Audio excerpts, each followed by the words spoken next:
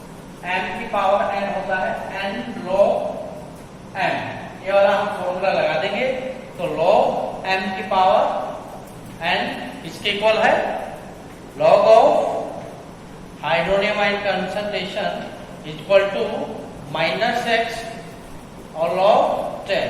log 10 हमें पता है किसके इक्वल होता है, 1 के इक्वल होता है। log 10 किसके इक्वल है, 1 के इक्वल। तो राइट हैंड साइड में सर क्या होगा, -x। अगर इसको रीअरेंज कर दे, x किसके इक्वल आएगा, इसके इक्वल आ जाएगा, ये आ जाएगा। तो उसका डेफिनेशन ये निकल के आता है। x हमारे क्या है, pH। तो सेकंड डेफिनेशन क्या बना, pH में डिफाइंड एज, pH में defined as negative logarithm of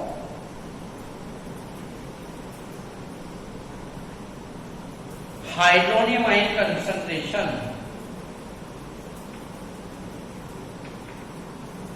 hydronium ion concentration, ये वाला क्लियर है। और अभी तक 2 डेफिनेशन हमने देखा है, तीसरी और शेयर कर रहे हैं और आपके साथ।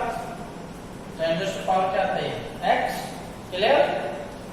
ओके, थर्ड में जो pH इक्वल टू सेकंड, इसको सेकंड इक्वेशन मान लें हम। पहले इक्वेशन से पहला डेफिनेशन, सेकंड इक्वेशन से सेकंड डेफिनेशन, और सेकंड को ही हम फर्दर अगर एक्सटेंड करें तो x ये किसके, pH equal to log of H3O positive, ये क्लियर है। हमने यहाँ पे फॉर्मूला लगाया है कि यही फॉर्मूला है, log m की पावर n किसकी इक्वल होता है, n log m। अच्छा, इसको कैसे लिख सकते हो, n log m, n log m किसकी इक्वल हो जाएगा, log m की पावर n की इक्वल हो जाएगा। यही फॉर्मूला हमने लगाया है कि ये वाला क्या था, नेगेटिव था, -1, क्लियर है, कोफिशिएंट। ओके, तो m n है, ये तो हमारा क्या हो गया, n log m, क्लियर है। हमने इसको क्या कर दिया, सेकंड इक्वेशन को रीअरेंज कर दिया थोड़ा, फॉर्मूला लगा के log m raise to power n -1। Clear? अब इसको थोड़ा और एक्सप्लेन कर दो। x equal to log h3 और पॉजिटिव इनवर्स में है तो हम इसको ऐसे लिख सकते हैं। क्लियर है ना? ये pH की इक्वल होगा, इसको इक्वेशन क्या मान लो? थर्ड मान लो। ये तीसरा डेफिनेशन निकल के आएगा क्या? डेफिनेशन थर्ड कि pH में भी defined as pH may be defined as logarithm of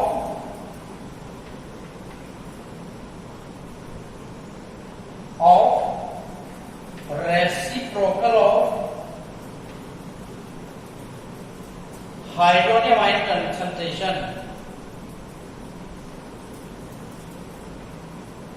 hydronium ion concentration। Clear है? ओके। तीन डेफिनेशन। पहला शुरुआत हमने यहां से किया, दूसरा उसी को पहली इक्वेशन को थोड़ा रीअरेंज किया, लॉग वाला फॉर्मूला लगाया, फिर सेकंड इक्वेशन पे भी लॉग वाला फॉर्मूला हमने लगाया, तो तीन डेफिनेशन निकल के आती है। जो सबसे कॉमनली यूज की जाती है वो आपकी सेकंड डेफिनेशन, मतलब जो फॉर्मूला यूज किया जाता था। कौन सा फॉर्मूला है? pH equal to negative logarithm of hydronium ion concentration. क्या समझ आया? देखो, अगर आपको अच्छा ये जो कंसंट्रेशन है, ये जो कंसंट्रेशन है ये मोलर कंसंट्रेशन है, याद रखिए। कौन सी कंसंट्रेशन है? मोलर। कंसंट्रेशन में कई तरीके से रिप्रेजेंट किया जा सकता है। मोलर कंसंट्रेशन है, नॉर्मल कंसंट्रेशन है, मोलर कंसंट्रेशन है। यहाँ पे हमने मोलर कंसंट्रेशन यूज किया है, जिसको हम कैपिटल M से रिप्रेजेंट करते हैं और जिसको हम मोलरिटी भी बोलते हैं। क्या बोलते हैं? किसी भी सॉल्यूशन की अगर मोलरिटी निकालना है तो हम कहेंगे कि हमने क्या निकाला उसका मोलर कंसंट्रेशन।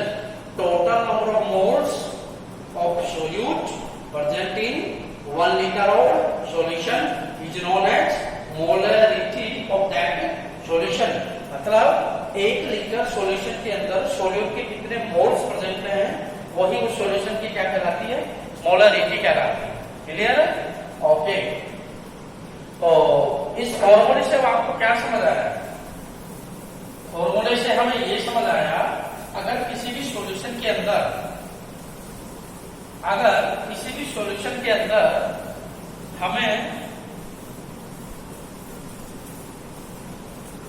हमें हाइड्रोनियम आयन कंसंट्रेशन पता हो तो हम इस फॉर्मूले में रखे जा सकते, उसका लॉग वैल्यू ले लेंगे। क्लियर है? तो वो हमारा क्या आ जाएगा? pH आ जाएगा। क्या आ जाएगा? pH। और pH आते ही हमें क्या पता लग जाता है कि वो कितना स्ट्रॉन्ग है या वीक है। अब हमें थोड़ा स्केल का यूज करना है। क्लियर है? मान लो pH जो है एग्जिस्ट करता है, पहले भी हमने डिस्कस किया था इंडिकेटर वाले केस में, pH का वैल्यू 0 से या pH का वैल्यू जो है 7 से कम हो, या pH का वैल्यू क्या हो? 7 हो, या pH का वैल्यू क्या हो? 7 से ज्यादा हो। 7 से क्या हो? ज्यादा हो। मतलब 3 पॉसिबल रेंज हैं। उसमें क्या होता है? अगर ये वाला केस है तो एसिडिक है, और ये वाला है तो न्यूट्रल है, और ये वाला है तो कैसा है? बेसिक है। बेसिक सिंपल सा बात याद रखिए, अगर pH वैल्यू बढ़ेगी, किसी भी सॉल्यूशन के अंदर pH वैल्यू बढ़ती है, किसी भी सॉल्यूशन के अंदर pH वैल्यू अगर बढ़ती है तो वो उतना ही क्या होता जाता है? बेसिक होता जाता है। उतना ही क्या होता जाता है? बेसिक। और pH वैल्यू अगर कम होती है, pH वैल्यू अगर क्या होती है? कम होती है, तो वो उतना ही एसिडिक होता जाता है। अगर मान लो किसी सॉल्यूशन के अंदर pH वैल्यू कितनी है 7। ये पीएच रेंज है, पीएच वैल्यू है ये, क्लियर। 0 1 2 3 4 5 6 7 8 9 10 11 12 13 14। अगर पीएच वैल्यू किसी भी सॉल्यूशन के अंदर कितना है 7 है तो हम कहेंगे वो सॉल्यूशन क्या है, न्यूट्रल है। कैसा है, न्यूट्रल है, क्लियर। अगर पीएच स्केल में आप राइट टू लेफ्ट जाएं तो देखो पीएच वैल्यू क्या हो रही है, 6 5 4 3 2 1 0। मतलब पीएच जो वैल्यू है वो क्या हो रही है, डिक्रीज हो रही है। पीएच वैल्यू क्या हो रही है, डिक्रीज हो रही है। इसका मतलब है कि जैसे ही हम इधर आएंगे तो एसिडिक जो स्ट्रेंथ है, एसिडिक स्ट्रेंथ क्या होती है, इंक्रीज होती है। एसिडिक स्ट्रेंथ क्या होती है, इंक्रीज होती है। मतलब एसिड स्ट्रॉन्ग बनता जाता है। मतलब जैसे एक एग्जांपल है, एक एसिड है ए टाइप का, एक एसिड है बी टाइप का। इसके लिए पीएच वैल्यू है 3, इसके लिए पीएच वैल्यू है 5। तो बताओ दोनों में से स्ट्रॉन्ग एसिड कौन सा है, बताओ। क्या बताया, पीएच वैल्यू जितना कम एसिडिक स्ट्रेंथ उतना ही ज्यादा। तो पीएच वैल्यू किस टाइप की सॉल्यूशन, किस टाइप के एसिड का कम है, इसका। तो ये वाला क्या कहलाएगा, स्ट्रॉन्ग एसिड कहलाएगा। ये वाला क्या कहलाएगा, स्ट्रॉन्ग एसिड कहलाएगा। ये क्या हो जाएगा, वीक एसिड हो जाएगा, क्लियर, ठीक है। तो पीएच वैल्यू जैसे डिक्रीज होता है, हम राइट टू लेफ्ट आते हैं तो एसिडिक स्ट्रेंथ बढ़ता है। और एसिडिक स्ट्रेंथ का बढ़ना या पीएच वैल्यू का डिक्रीज होना, ये इस बात को मेंशन कर रहा है कि H3O पॉजिटिव आयन का जो कंसंट्रेशन है, amount of H3O positive ion concentration goes on increasing. इस बात को मेंशन कर रहा है। मतलब उस सॉल्यूशन के अंदर H पॉजिटिव का अमाउंट क्या होगा, ज्यादा, और OH का क्या होगा, कम होगा। इस बात को मेंशन कर रहा है, क्लियर, ठीक है। अगर ऐसे ही हम साथ के राइट हैंड की तरफ चले, मतलब न्यूट्रल वैल्यू से अगर हम लेफ्ट टू राइट चले, लेफ्ट टू राइट चले तो पीएच वैल्यू बताओ क्या हो रही है, पीएच वैल्यू बढ़ रही है। पीएच वैल्यू क्या हो रही है, बढ़ रही है। तो हम कहेंगे, क्या कहेंगे बोलो, हम कहेंगे कि पीएच वैल्यू इंक्रीज हो रही है। तो हम कहेंगे बेसिक स्ट्रेंथ इंक्रीज हो रहा है। बेसिक स्ट्रेंथ क्या हो रहा है, increase. That means amount of OH negative ions बढ़ रहा है। Amount of OH negative ions बढ़ रहा है।